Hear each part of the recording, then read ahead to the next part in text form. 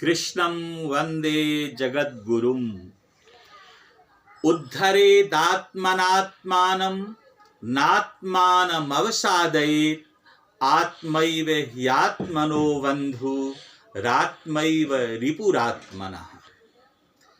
बहुत अच्छा श्री कृष्ण जी संदेश युवक और युवतियों के लिए, छात्र और छात्राओं के लिए और विश्व के मानव मात्र के लिए दे रहे हैं कि हम अपना शत्रु और अपना मित्र दोनों स्वयं ही होते हैं।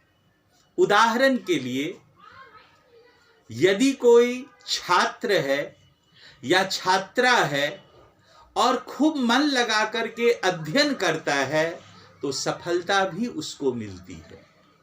तो इस तरह से वह स्वयं का मित्र हुआ। और यदि वही छात्र या छात्रा इधर उधर की बातों में समय व्यतीत कर देंगे, आने वाले समय में उनका जो परिणाम होगा, परीक्षा का रिजल्ट होगा, वह अच्छा नहीं होगा। इस तरह से वह स्वयं ही स्वयं के शत्रु हो जाता है। इसलिए श्री कृष्ण जी कहते हैं कि हमें अपने साथ कभी ठगी नहीं करना चाहिए, खुद को धोखा नहीं देने चाहिए।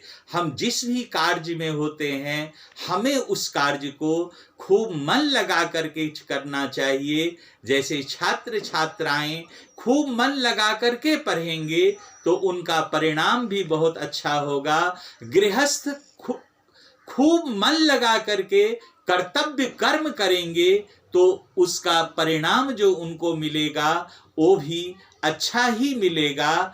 और कई बार एक प्रश्न यहाँ पर आ सकता है कि काम तो मैंने बहुत अच्छा किया, खूब मेहनत की, लेकिन परिणाम हमें अच्छा क्यों नहीं मिला? तो इसका उदाहरण श्री रामचंद्र जी का जीवन है। 14 वर्ष तक देखिए कि राजा होने जा रहे थे और 14 वर्ष के लिए उनको वनवास हो गया। पांडव 13 वर्ष वनवास और अज्ञातवास में रहे।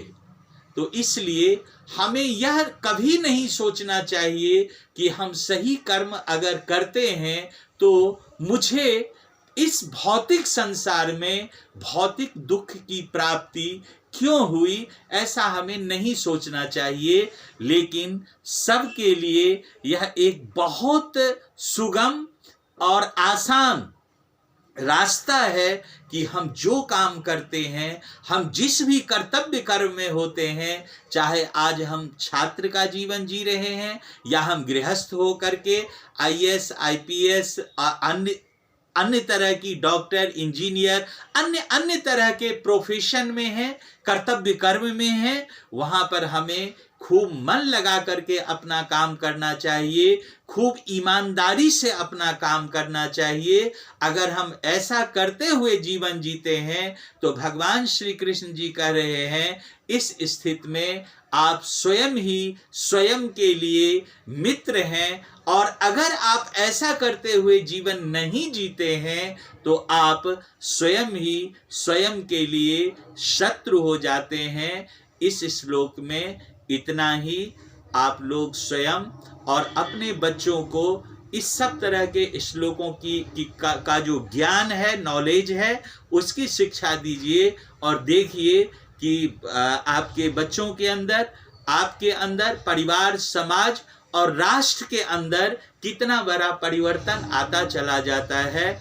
आज के लिए इस श्लोक में इतना ही। समय समय पर मैं आपको गीता के श्लोक की व्याख्या इस तरह से भेजता रहूँगा। सबको सादर प्रणाम।